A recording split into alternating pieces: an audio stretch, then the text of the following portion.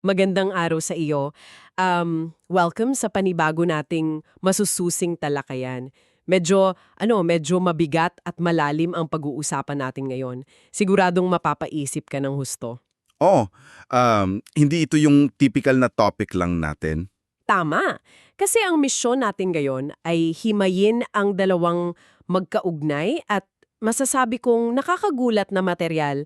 Bale, una, mayroon tayong isang napakahabang transcript mula sa isang Zoom meeting. Tapos pangalawa, may mga halaw tayong teksto mula sa mismong website at social media ni Narciso Olalo. At kung hindi mo pa siya kilala, narito tayo para silipin yung kakaiba niyang pananaw. Eksakto. Kasi nagpapakilala itong si Olalo bilang isang faith healer at direktang mensahero raw ng Diyos. Pero hindi siya tumitigil doon sa puro espiritual lang. Hindi nga. Pinagsasama niya yung mga aral niya sa pananampalataya at yung mga napakabigat na kritisismo laban sa reliyon at politika rito sa Pilipinas. Pero bago tayo tuluyang samisid sa mga detaling yan, may isang napakahalagang paalala na gusto kong ilatag agad para sa iyo na nakikinig sa atin ngayon. Oo, kailangan talaga nating linawin ito. Kasi yung mga materyales na babalangkasin natin ay naglalaman ng matitinding akusasyong, mga paratang ito sa politika, sa mga institusyon at sa mga sikat na pangalan. Kaya gusto naming linawin ng walang paligoy-ligoy na hindi kami kumakampi sa anumang politikal na panig. Wala tayong kinikilingan. Wala talaga, maging kaliwa man yan o kanan. At hindi rin natin ine-endorso yung mga pananaw ni Ulalo. Narito lang tayo para walang kinikilingang iulat at ipaliwanag kung ano ang eksaktong nilalaman ng mga orihinal na source material para sa kaalaman mo. Maraming salamat sa paglilinaw na yan. Kasi napaka-crucial niyan hanggang binubusisi natin yung mga mabibigat na claims niya. Okay, himayin natin ito. Magsimula tayo dun sa pagkakakilanlan niya mismo. Yung inaangkin niyang posisyon. Oo, kasi tahasan niya ang sinasabi sa teksto na siya raw yung instrumentong pinili ng Diyos para magpalaganap ng katotohanan at magpagaling ng mga may sakit. At ang pinagdiriinan niya dyan, libre yung panggagamot niya. Yun nga yung napansin ko eh. Sinasabi niyang wala siyang sisingilin kahit isang sentimo. Kasi yung kapangyarihan daw na iyon ay nakasalalay doon sa pananampalataya ng tao sa kanya bilang instrumento at kay Jesu Kristo. Bakit kaya kailangan niyang iidin ng husto yung pagiging libre niya? Magandang punto yan. Kasi kung iisipin mo yung konteksto ng mga faith healers dito sa Pilipinas, madalas may inaasahang donasyon o abuloy yan, di ba? Oo, yung mga sobre-sobre. Tama. Kaya sa pamamagitan ng mariing pagsasabi na wala siyang kinukuang pera, agad niyang inihiwalay ang sarili niya sa mga taong madalas maakusahan na pineperahan lang yung pananampalataya. Nagtatayo siya ng moral na bakod. Eksakto. Pinapalabas niya na hindi siya nabibili, kaya dalisay ang intensyon niya. At iyan ang nagiging pundasyon para mas madaling paniwalaan ng mga tao yung susunod niyang mas malalaking claims. At doon na pumapasok yung tinatawag niyang power of mind. Dito ako medyo, kinilabutan nung binabasa ko yung material. Medyo kakaiba talaga yung part na yon. Kasi inaangkin ni Olalo na kapag kinausap niya ang isang tao, kaya raw niyang makita yung buong kwento ng buhay nito. At hindi lang yun, kaya rin daw niyang makita yung mga kasalanan ng mga tao, pati na yung kasalanan ng mga taong matagal nang patay. Ang nakamamangha rito ay kung paano lumilikha ng absolutong dominasyon yung ganyang claim sa mga tagasunod niya. Paano mo nasabi yan? Isipin mo, ikaw kung naniniwala kang yung taong kaharap mo ay kayang makita yung pinakatagong sekreto mo, pati na yung sekreto ng mga yumaong magulang mo, Wala kang takas. aalisin nito yung anumang kakayahan mong magduda. Tinatanggal niya yung privacy ng isip mo. Kapag naniwala ka rito, isusuko mo ng buong buo yung autoridad sa kanya. Kaya pala, ganun yung tatlong hinihingi ng Diyos ayon sa mga turo niya. Oo, yung nakasentro sa pagpapasakop. Una, magsisisi sa mga kasalanan. Pangalawa, i-renew ang buhay Kristiyano.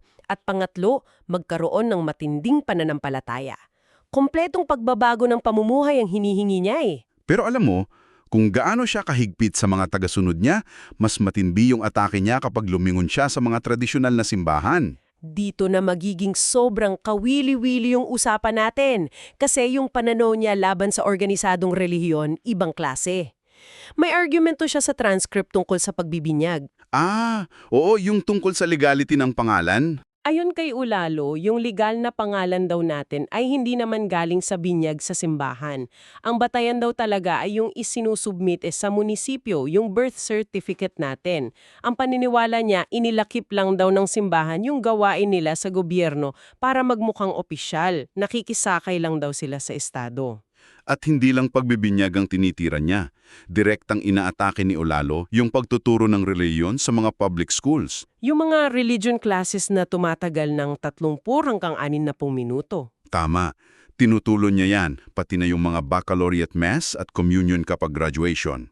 Ang mabigat na paratang niya, ginagamit daw ito ng simbahan sa pamamagitan ng mga katekista para manipulahin ang isip ng mga bata. Parang brainwashing para sa kanya. Oo, para manatiling tapat sa relihiyon paglaki.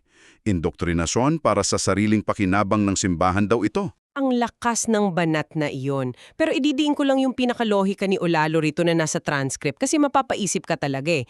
Sabi niya, kung nagtuturo ang simbahan ng magandang asal mula pa pagkabata, bakit napakaraming politiko na dumaan sa mga paaralang ito at nagsisimba pa ang nagiging corrupt at mandarambong?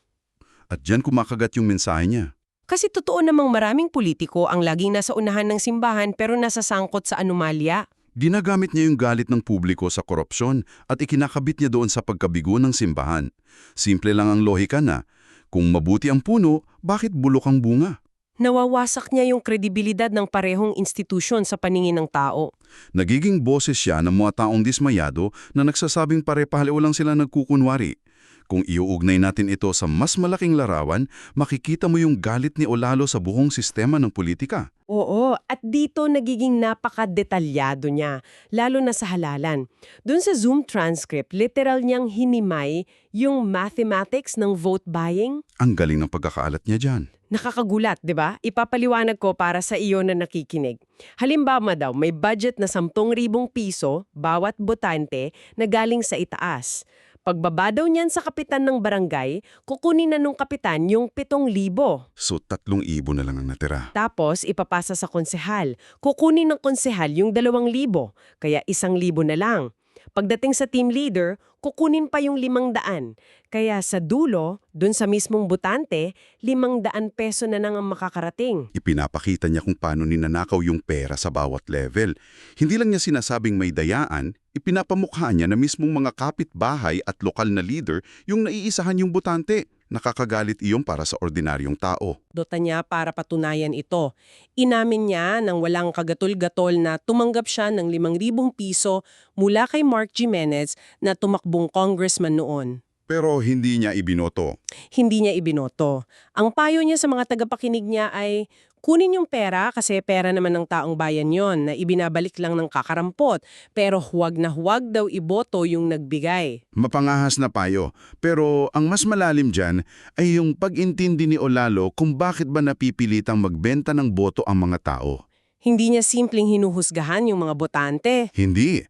Ipinapaliwanag niya na may matinding takot na nakakakit doon. Sinasabi niyang napipilitan ng mga tao kasi kapag hindi sila kasama sa grupo ng nakaupo, hindi sila makakakuha ng permit o baka hindi asikasuhin sa ospital ng munisipyo. Hostage situation ang nangyayari. Kaligtasan at kalusugan mo ang nakataya kaya mapipilitan kang sumunod. Kaya sistematiko ang pamaabuso. Ngayon, kung ganyan siya katapang atakihin yung sistema sa ibaba, mas matindi pa ang sinabi niya sa mga nasa itaas kasi sa transcript may mga pinangalanan na siya. At muli ipapaalala lang natin sa tagapakinig na strict impartial reporting tayo rito. Inilalahad lang natin yung mga tiyak na pangalan at paratang batay doon sa Zoom transcript niya. Wala tayong kinakampihan. Tama. So, inakusahan ni Olalo yung administrasyon ni Marcos na nasasangkot sa korupsyon. Binanggit niya yung mga ghost projects daw sa flood control. Tinawag pa nga niyang addict ang presidente. Napakabigat ng mga salitang yan. Inaangkin pa niyang pinagtakpan daw ito kasama sina dating Senator Lacson at Senator Soto. At ito ang pinakamatindi, siya raw mismo ang nagpalaya kay dating Senador Leila de Lima. Kapag naririnig mo yan, makikita mo yung antas ng kumpiyansa niya. Yung ilusyon ng matinding impluensya sa mga pambansang issue. Pinalalaki niya yung imahe niya sa mga tagasunod na hindi lang siya basta manggagamot, kundi isang puwersa sa bansa. Tapos biglang nag-iba yung tono niya pagdating naman kay Sara Duterte. Tahasan niyang pinuri yung mga nagawa nito sa Davao. Bagamat nilinawan niya na wala siyang ine-endorso. Oo, sinabi niya yon. Pero iginigiit niya na tinatarget daw ng mga kongresista si Duterte kasi hindi raw makapagnakaw yung mga ito sa ilalim ng isang Duterte. Bumuo siya ng naratibo ng mabuti laban sa masama. Nabanggit pa nga niya na may mga tumanggap umano ng mga maleta ng pera. At pinangalanan niya si Congressman Gonzales o Maika na umamin daw sa pagtanggap nito. Tapos isinama pa niya doon si Jergevel. Oo, yung binatikos niya dahil nagkukunwari raw na nagdadarasal habang namamagi ang mga sobre ng pera. Nabanggit pa yung issue sa 8 milyon at yung kaso ng rape daw sa asawa nito. Pinagsama-sama niya lahat ng personal at politikal na iskandalo. At hindi rin nakaligtas yung makakaliwang grupo. Tinukoy niya si Franz Castro ng Makabayan Black. Ang paratang niya, kasabot daw nito ang mga pari at madre sa pagkidnap at pag-recruit ng mga kabataan para maging NPA. Pansinin mo kung paano niya binubura yung linya sa pagitan ng relihiyon, rebelyon at politika. Para sa kanya, lahat yan ay iisang bulok na sistema na sumisira sa bansa. At ito na yung nagdadala sa atin sa pinakamabigat na konklusyon niya. Yung pagtawag niya sa Pilipinas. Oo, ibinoklod niya yung espiritual at political dito. Ayon sa kanya, tinawag ng Diyos ang Pilipinas na makasalanang bansa. Pero hindi dahil sa mismong lupain natin. Hindi, kundi dahil sa masasamang gawain ng mga tao. Kasama na yung pagpayag ng mga botante na magpagamit sa korupsyon. Ang ganda nung ginamit niyang talinghaga rito. Ginigisa sa sariling mantika ang mga Pilipino. Ang sakit pakinggan noon para sa atin, ginigisa sa sariling mantika. Ibig sabihin, hinahayaan nating bilhin tayo ng sarili nating pera na ninakaw mula sa atin. Pinapanagot niya ang mga mamamayan. At kaya pala, hindi siya natatakot magsalita ng masasakit kasi naniniwala siyang kailangan ng mga matatalim na salitang ito para mamulat yung isipan ng mga taong nagtutulog-tulugan. Ikinuwento pa nga niya na tinutukan na siyang ng baril dahil sa pagtatanggol niya sa kung ano ang tama. Nawawala yung takot mo sa kapangyarihan kapag naniniwala kang may basbas ka ng langit at naranasan mo ng malagay sa bingit ng kamatayan. At yan ang umaakit sa mga tao sa kanya. Napaglaanan natin ng oras itong mga ganitong klaseng materyales. Higit pa sa mga kontrobersyal na pahayag ni Olalo, ipinapakita nito kung gaano kahigpit ang pagkakabuhol ng relihiyon, politika at pang-araw-araw na kaligtasan dito sa Pilipinas. Hindi mo maihihiwalay yung sikmura sa pananampalataya. Totoo.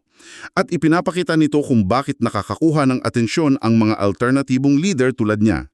Direktang tinutumbok nila yung tunay na pagkadismaya ng mga tao sa sistema kahit pa balot ito ng mga matatalim na salita o espiritual na pangako. Sinasalo nila yung mga taong inabandonan ng gobyerno at simbahan. Kaya nagaharap ito ng isang mahalagang katanungan na gusto kong iwan sa tagapakinig natin. Ano yon? Kung ang isang individual ay lubos na naniniwala na siya ang direktang mensahero ng Diyos at may kapangyarihan pa siyang makita ang mismong mga kasalanan ng kapwa, pati na ang sa mga patay, paano kaya binabago ng ganitong absolutong kasiguraduhan ang kakayahan niyang makinig, makipagkompromiso at makilahok sa isang demokratikong lipunan?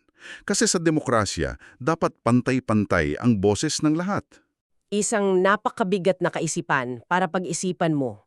Paano ka makikipag-ugnayan kung ang kausap mo ay hawak na umano ang buong katotohanan?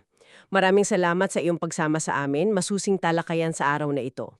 Sana ay nabigyan ka namin ng malinaw na pag-unawa sa isyong ito. Hanggang sa muli, mag-ingat ka palagi!